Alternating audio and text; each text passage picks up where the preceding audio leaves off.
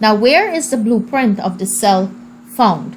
Where is the blueprint of the cell found? From this diagram here, can anybody tell me where is the blueprint of this cell found? Yes.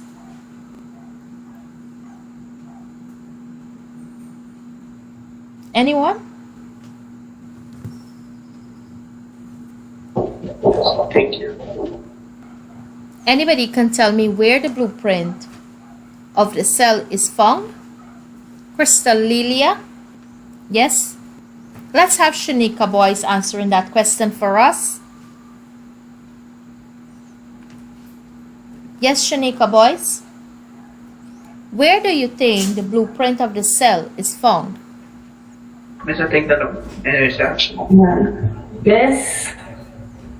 Miss, I'm not sure as yet, but give it a try. I know you know the answer. The blueprint, where everything about the organism is.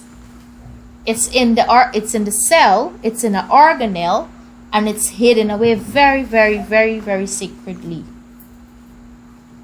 Miss, the DNA? Yes, it is the DNA, but where is it found? It's also called the blueprint. Where is it found? Miss, the only thing else that is hidden is the nucleus. Very good. It is the nucleus. So the blueprint of the cell is found in the nucleus, right? So it's very important that you understand that even though the stem cell or our stem cells would have never had some diverse form, like your cell specialization, it had something there that is able to send through to the other cells, even though it would have become diverse. That is the nucleus with the DNA material in it. Okay? So no matter how diverse or what shape or what size the cell may take, now when you're looking on your screen, you're going to see that the muscle cell and the nerve cell here, they look different from each other. And if you were to add your sperm cell here, you are going to also see that there is a difference in terms of how it looks. But one of the things that is common between all the cells, no matter how diverse they are, is that they have a nucleus. And if you look carefully here, the nucleus is here. The nucleus is here. And within the nucleus there, they have our blueprint. And that was transferred from the beginning from our stem cell. Okay, students? So that is very important that you must understand that all the cells carry the nucleus. All the cells carry, not all cells carry nucleus. We know that the red blood cell does not carry the nucleus, which is the erythrocytes, but the white blood cell do. And many other cells in the body, especially the diverse form of cells, carry nucleus. And the reason why they carry nucleus is to ensure that the blueprint is able to pass on from one generation to another. So I'm sure everybody is clear with that point there. So we're gonna move on and we're gonna say our next point. Now there are different types of stem cells, and they are separated by how many tissues they can develop into. Okay, so based on the tissues, that's how they are going to be separated. Now the stem cells found in the embryo, for example, we know that, right? And what they have is that they have their blueprint. Good. Now adult stem cells, like the stem cells found in your bone marrow, can only develop in a handful of mature cell types. Now this is one of the places where we can find our stem cell, and this is inside of a human body. But in terms of a baby, it starts from the embryo. So if I were to ask you the question, where can we find the stem cell for a baby, right? And where can we find the stem cell of a human or a mature adult? You must be able to say it comes from the bone marrow. Now, many of you would have seen movies where people would be marketing or undergoing black market for bone marrows, Now, the reason why that happened is because it is a stem cell, and from that base cell there, you can form so many other cells. Now, I'm sure that you understand that now. Yes, Miss. Good. Wonderful. Now, how does stem cells become specialized tissue?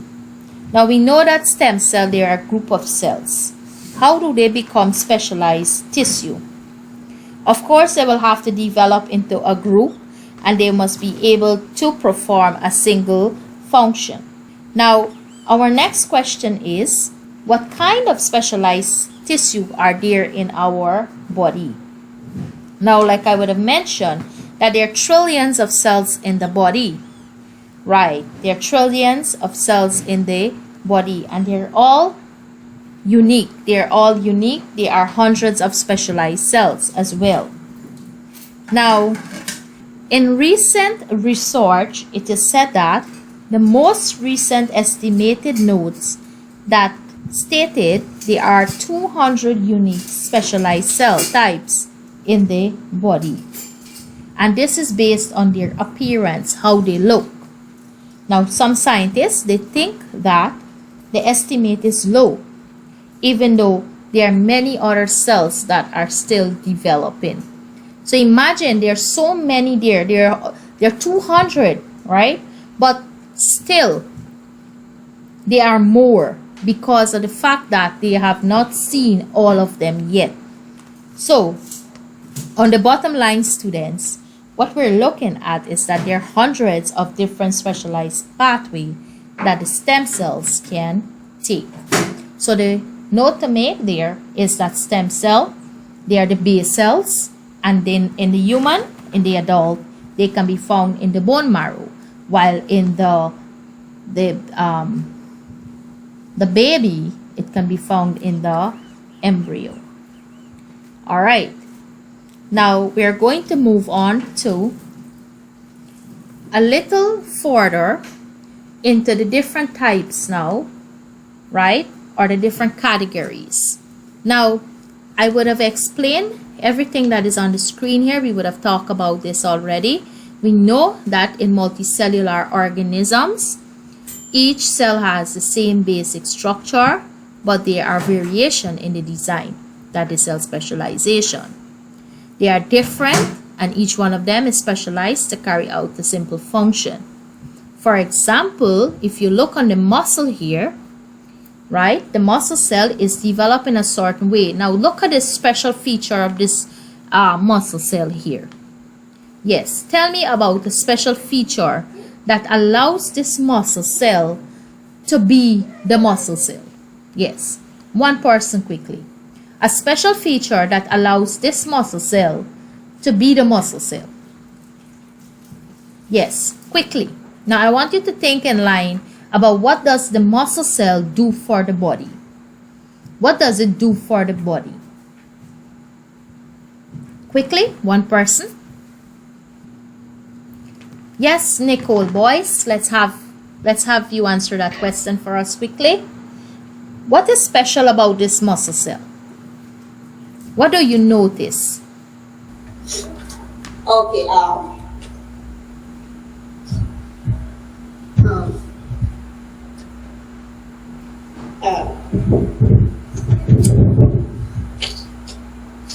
it is the structure, miss? Yes. What do you notice about it? Tell me what is so special about it.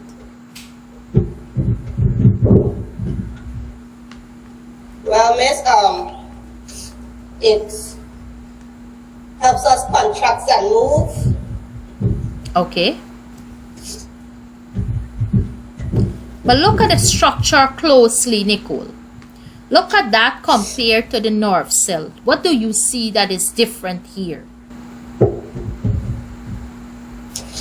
It's cylindrical. And it got the red bumpy thing, the nucleus outside. Good. Now, why do you think the nucleus... Alright, let's go to pause here. Why do you think the nucleus is outside of it and not inside of it? So So, Think about what a muscle cell do. What do you use your muscles for? movement, miss. Good.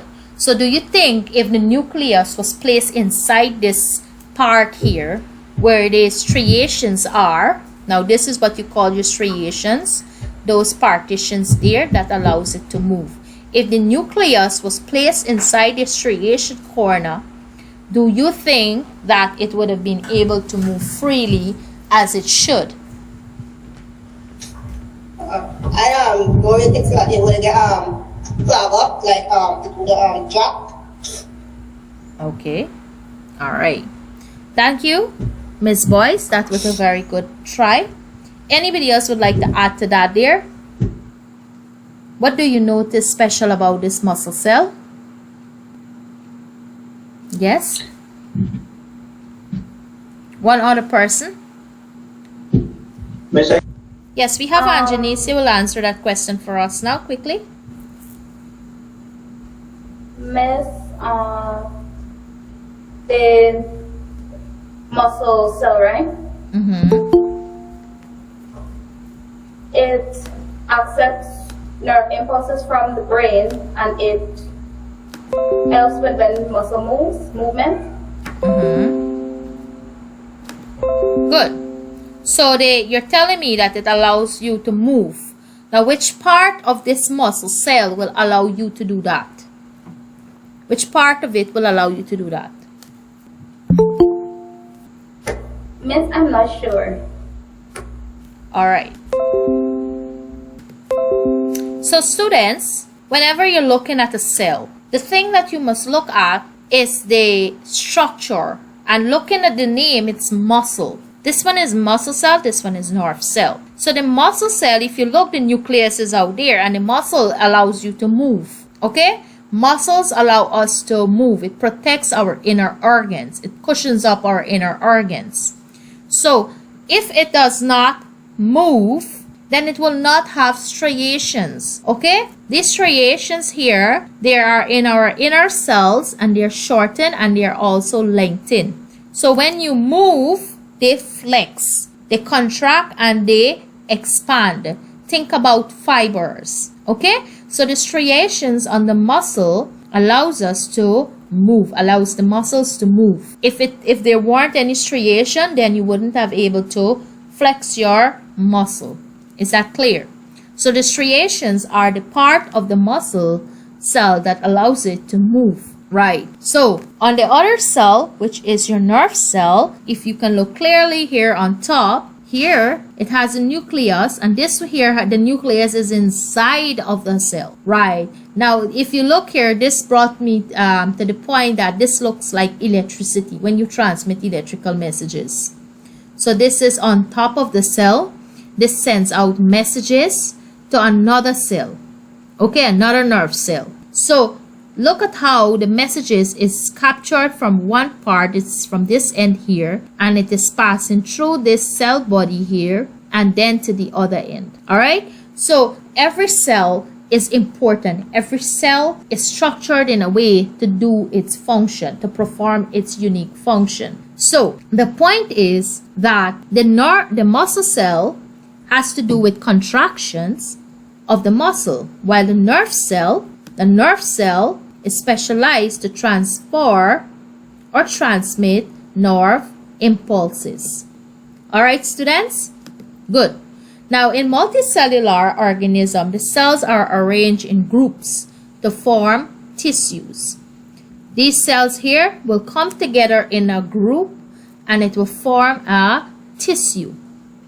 Now, the tissue is a structure that is made up of many similar or identical cells, which are adapted to perform one specific function. Now, the muscle tissue will perform a specific function by the muscle cells because the cells got to come together to form the tissue. So, the muscle tissue, like I would have said that, it is going to contract. Okay? It's going to contract and it is going to cater for movement. Good. Now, when the tissue come together and they perform a specific function, it will then develop into a organ. Several types of tissues will then group together to form an organ, and for example, the intestine. The intestine contains the epithelial tissue, and we're just gonna scroll down a little here to see that. Yes. So here we have the epithelial cells. The epithelial cells come together. You see how they look very nice here. They are single. So they come together and they form, there are many of them here. They're forming the epithelial tissue. And the epithelial tissue, all of them come together to do one thing, right? All of them come together to do one, like a house on blocks. The base of the block is strong. They're there to do one thing. They're there to hold up the weight or the mass of the house.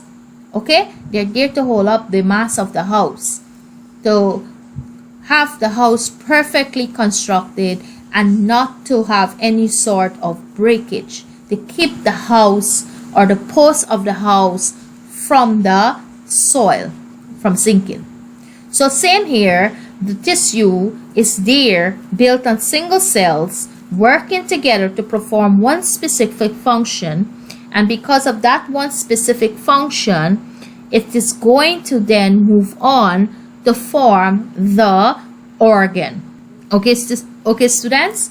So, here, as you're looking here, the intestine, which contains the epithelial tissue. So here we are having the intestine here. Okay, so it has the, if you look on the side view, this is what you'll be seeing. Now many of you would have had what do you call this thing that the people that make with the rice and they cook up rice and they sell? What do you call that? Somebody help me out here. It's called Pudding, miss. What is it? Pudding? Pudding. It's called pudding. All right. So you are having pudding and you don't know what you're actually eating. So this is what you're basically, most of it is made with the intestine. You look at the side view, but you will not be seeing all of these parts in it because it is a very, very minute. So the pudding is stuffed with rice, correct? So imagine there is rice here and you're eating that. So the point is that this intestine is an organ, and this organ was built from tissue, a group of tissue that came together because of cells. Okay? And it forms or performs a single function. Alright, students? So when this system come together into organ and another organ come together, then it forms an organ system. So in animals, organs form parts of even larger functional units called systems, and the digestive system is made up of several organs. What are some of the organs of the digestive system? Yes, one person list me quickly. What are some of the organs of the digestive system? So we would have looked at the cells. We know it forms a tissue, and the tissue form the organs. So all of them are going to go through the same pattern. But what are some of the other organs? Because all the organs must come together now to form the digestive or any other system. So give me some other organs that we know of the digestive system quickly. Small intestine. Good. The small intestine, the large intestine. What else? Somebody said something there. I didn't get that clear. The esophagus. The liver. Okay. We're gonna go with the liver for now. Good. So these are all parts or all organs of the digestive system. So all of them will come together and they will form the different systems, and they hook themselves together because they all work to perform one function. And the function of the digestive system, for example, is to absorb nutrients into the bloodstream. Nutrients are going to go through this part here, and it's going to be in the body. Now the bottom here as well, these are muscle cells, and they're going to form muscle tissue, and then they're going to also form the organ. So everybody think they have a fair understanding of what the building up system is and how the building up system is actually linked to cell specialization. Everybody understand that there? Yes, Miss. All right, wonderful. Now here is another diagram. Is the diagram of the plant or leaf. This is showing you how leaves would have formed into or would have broken down into a single cell. But let's look at from the right. We have the epidermal cells and the palisade cell and the spongy mesophilic cells. All of these here are the parts of your leaf. This is how your leaf look if you were to take a microscope and look from the side view. So these parts or the single cells will come together, form the tissue, and the tissue will form into this organ, which is the leaf. All right, so I'm going to give you 1 minute, and by now we would have completed or we would have defined cell specialization. We know what are stem cells, we know where they came from, we know what are some different names given to cells specialization. Also, we know the different, we know how it is built up. We know examples of the build-up system. Now, I want you to give me, the last thing, I want you to give me an example of a system, and I want you to list the organs in that system that would have been built up to form a specialized system. Yes, one system. So if you're listing the system, you must tell me what are the organs in that system that would have formed or come together to perform a singular function of that system. One person.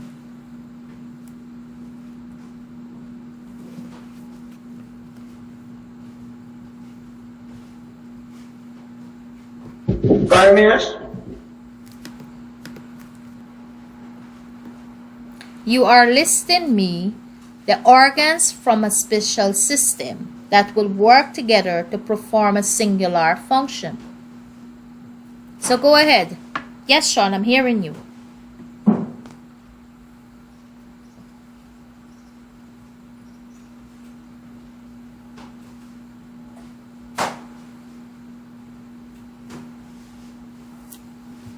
Yes, Sean, I'm waiting on you.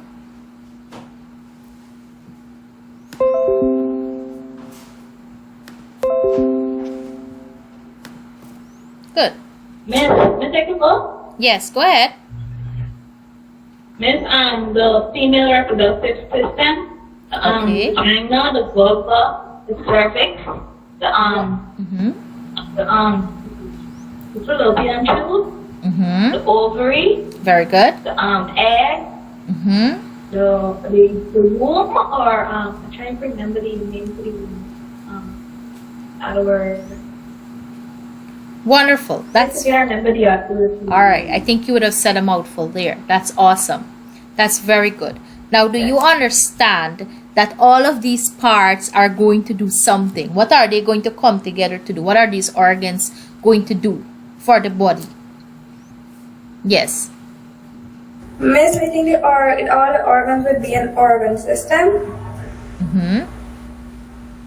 Which she did mention is a reproductive system, but what is the purpose of it? What is the purpose of bringing all of these together as a whole system? What would it do for the body? Miss, all of the organs will take part in reproduction. Smart answer. Good, very good. It will take part in reproduction. Yes, one more response. Miss, the heart, veins, and arteries provide. We are not finished with reproduction there, you know. We are not finished here with reproduction, young man. We're still with reproduction. What is the purpose of these organs coming together? Aliyah mentioned it's going to take part in reproduction, but what is it really?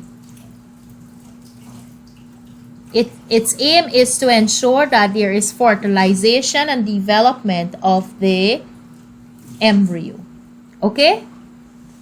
So, That is one of the main aim of reproduction, is to produce life. Okay, to replicate or to produce life. So that's the main aim of reproduction, guys. So yes, let's have one more system example quickly. Sean, you were saying something. Yes, I was saying the heart, the vein, and the arteries, Uh-huh. they work together to transport blood around the body. Very good. So everyone, do you think you understand what is the building up system and how we break it down into their different parts?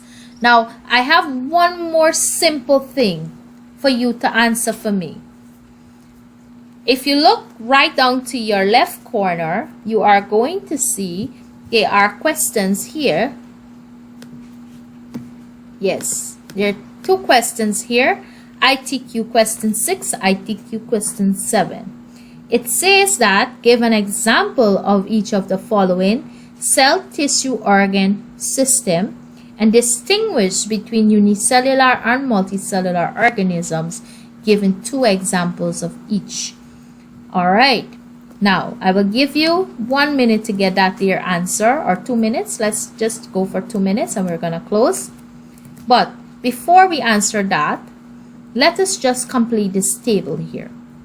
It says the structure, examples, and examples in plants and examples in animals. Now, the tissue, what are some examples?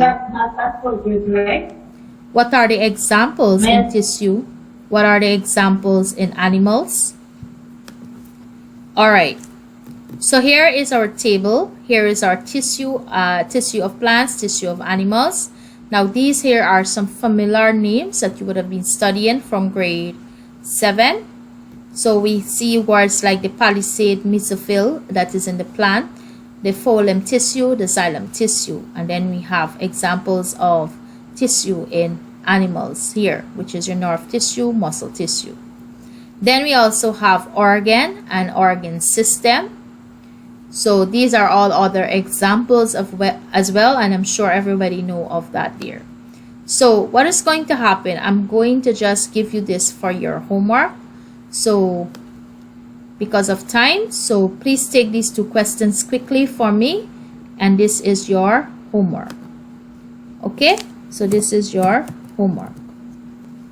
All right, students? Yes, miss, you have it in about an hour or so. Good. So once again, students, we would have covered the area on cell specialization in multicellular organisms. We know what are examples, why they are so important, and that brought us to the end of this session. Have a great afternoon. Adios.